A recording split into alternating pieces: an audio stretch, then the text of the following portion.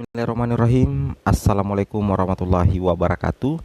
Jumpa lagi dengan saya di Abil Maiwa Channel. Jadi teman-teman, channel ini merupakan channel pendidikan tempat kita berbagi tentang aplikasi pendidikan, Microsoft Office, serta tips dan triks komputer. Jadi pada video kali ini teman-teman ya, kembali lagi admin akan mencoba mengupdate informasi terbaru seputar perkembangan P3K Guru tahun 2023 teman-teman ya.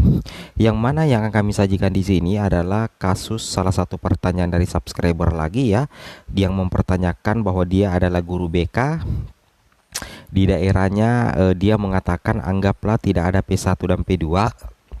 Kemudian jumlah P3 guru BK itu ada 19. Kemudian formasinya juga ada 19. Kira-kira apakah guru P3 ini langsung diangkat menjadi ASN P3K atau bagaimana kira-kira skema penempatannya? Ini contoh kasus yang bagus ya untuk salah satu formasi jabatan teman-teman ya, untuk guru, bukan guru kelas SD ya, tapi ini juga bisa saja terjadi juga ya di beberapa daerah ya untuk guru kelas SD. Nah, ini sangat menguntungkan ya untuk pelamar prioritas 3, dan bahkan admin berani mengatakan ini berpotensi memberikan peningkatan hampir 90% ya untuk posisi pelamar prioritas 3 untuk lulus menjadi ASN P3K guru. Seperti itu kira-kira teman-teman ya. Kenapa saya mengatakan seperti itu? Karena kalau misalkan tidak ada P1 dan tidak ada P2, otomatis yang akan menjadi prioritas terkuat adalah pelamar prioritas 3 teman-teman. Apalagi kalau kita lihat ya, untuk pelamar prioritas 3 itu tidak diberlakukan nilai passing grade ya, hanya diberlakukan perankingan nilai terbaik teman-teman ya untuk menentukan kelulusan. Tapi kalau misalkan jumlah P3-nya sama dengan jumlah formasi, jadi menurut admin pribadi P3 ini cukup mengikuti tes CAT BKN, cukup mengerjakan tes CAT BKN dengan bagus, nanti itu akan diurutkan dari nilai terbaik teman-teman.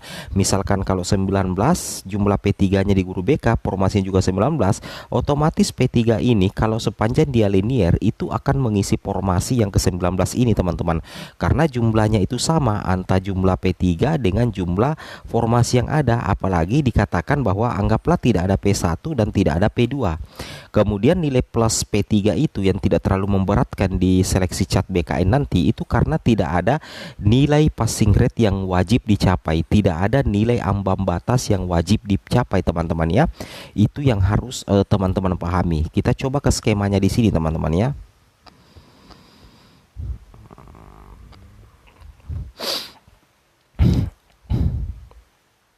Nah, di sini teman-teman ya, teman-teman perhatikan di sini, kita ke skemanya dulu. Nah, ini dia. Nah, ini skemanya teman-teman ya. Nah, kita kaitkan dengan yang pertanyaan tadi. Kalau misalkan guru lulus PG-nya tidak ada, nah jumlah formasinya kan ada, sorry ya. Oke, sorry, ini ya jumlah formasinya kan tadi 19. P3-nya juga berapa ya? P3-nya juga kan 19 teman-teman ya. Oke. Kemudian P2 juga tidak ada. Anggaplah di daerah ini ya, khusus untuk formasi jabatan guru BK. Yang ada yaitu adalah P3. P3 itu totalnya 19. Nah, formasi yang tersisa, formasi yang ada untuk P3K Guru 2023 untuk BK itu ada 19. Jadi kita bisa berasumsi di sini teman-teman ya, bahwa kenapa bisa pas-pas 19 formasinya, berarti pemerintah daerahnya ini sudah memperhitungkan bahwa jumlah P3 yang ada di daerahnya itu 19, sehingga kita bisa katakan bahwa jumlah formasi 19 untuk guru BK memang diperuntukkan untuk P3. Untuk pelamar prioritas 3, meskipun memang di daerah itu tidak ada P1 BK dan tidak ada THK 2 BK teman-teman ya, atau guru BK ceritanya. Nah, kalau kondisinya seperti itu, maka nanti P3 ini yang 19 itu tidak langsung diangkat teman-teman ya. Ini tetap harus mengikuti tes CAT BKN, tapi salah satu nilai plusnya itu tidak dikenakan nilai ambang batas. Yang jelasnya P3 ini harus serius melaksanakan tes CAT BKN meskipun tidak ada nilai ambang batas.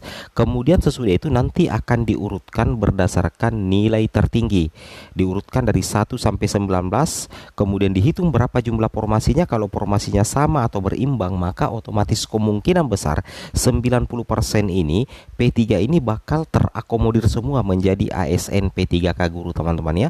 Itu yang menjadi salah satu asumsi kami, sehingga kami katakan 90% kalau kondisinya seperti ini P3 itu bisa diangkat teman-teman, berdasarkan pertanyaan dari subscriber kita ini. Oke, di sini kita pertegas lagi ya teman-teman di Kepmenpan RB ya nomor 649 ya. Kita coba scroll ke diktum yang paling bawah kayaknya kalau tidak salah teman-teman ya. Nah, kita coba cek di sini di diktum keberapa ya teman-teman ya. Nah, di diktum sini kayaknya. Oke, di sini kita lihat ke diktum ke-12.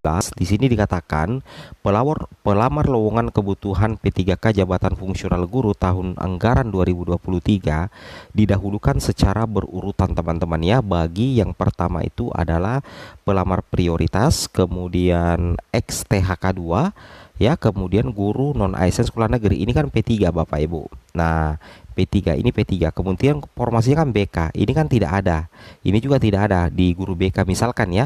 Nah, otomatis yang menjadi prioritas terkuat nanti ini adalah guru non ASN di sekolah negeri kalau berdasarkan pertanyaan dari subscriber. Itu yang mempertegas yang pertama teman-teman. Kemudian kabar baiknya di sini di diktum keberapa teman-teman ya, kita coba cek di diktum sini. Nah, di diktum sini teman-teman ya, ini dia untuk pembobotan nilai ya. Nah, di diktum ke-26 di sini dikatakan di diktum ke-26 teman-teman ya, pembobotan nilai untuk materi soal seleksi kompetensi dan wawancara ya. Untuk materi soal seleksi kompetensi teknis ya, ini bagi pelamar pada kebutuhan khusus ya. Jadi termasuk P3 juga, P1, P2, P3. Di sini ternyata kabar baiknya untuk pembobotan soal seleksi kompetensi teknis bagi pelamar berkebutuhan khusus itu tidak diberlakukan benar salah. Ya, jadi ini memperbesar peluang lulus lagi karena otomatis option jawaban A sampai D misalkan itu tetap memiliki nilai teman-teman ya. Nah, di sini dikatakan bobot jawaban benar paling rendah itu 1 dan nilai paling rendah itu adalah 5. Jadi memang ketika P2 P3 melaksanakan tes CAT BKN nantinya untuk soal kompetensi teknisnya itu dipermudah teman-teman. Tidak ada istilah jawaban benar salah.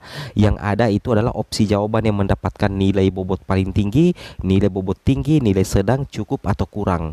Nah, berbeda dengan kalau pelamar umum itu berlaku benar salah. Kalau jawabannya salah itu bernilai 0 teman-teman ya. Tapi kalau misalkan P2 dan P3 tidak ada yang bernilai 0 untuk soal seleksi kompetensi teknis. Ini yang menguntungkan P2 dan P3. Kemudian berikutnya di sini ini yang paling menguntungkan teman-teman ya. Nah, inilah yang membuka peluang lulus bagi P2 dan P3. Nah, di sini kita lihat di diktum ke-31 pelamar pada kebutuhan khusus itu dinyatakan lulus seleksi jika berperingkat terbaik pada lowongan kebutuhan jabatan yang dilamar. Sedangkan kalau pelamar umum di diktum ke-32 dikatakan pelamar pada kebutuhan umum dinyatakan lulus seleksi jika memenuhi nilai ambang batas. Nah, sedangkan pada diktum ke-31 untuk pelamar kebutuhan khusus itu tidak disebutkan jika memenuhi nilai ambang batas. Jadi bisa kita simpulkan berdasarkan Kepmenpan RB ini teman-teman ya, penentu kelulusan P2 dan P3 itu tidak berdasarkan nilai ambang batas, itu hanya berperingkat terbaik. Maka kita kaitkan dengan yang guru BK tadi, kalau formasi 19 kemudian pelamar P3 19 itu tinggal di ranking saja mulai dari nilai tertinggi pertama sampai 19. Nah, ternyata jumlah formasi yang juga 19 berarti berpotensi untuk mengisi semua untuk P3. Seperti itu kira-kira teman-teman ya. Jadi bagi teman-teman yang ingin bertanya silahkan komen di kolom komentar ya. Assalamualaikum warahmatullahi wabarakatuh.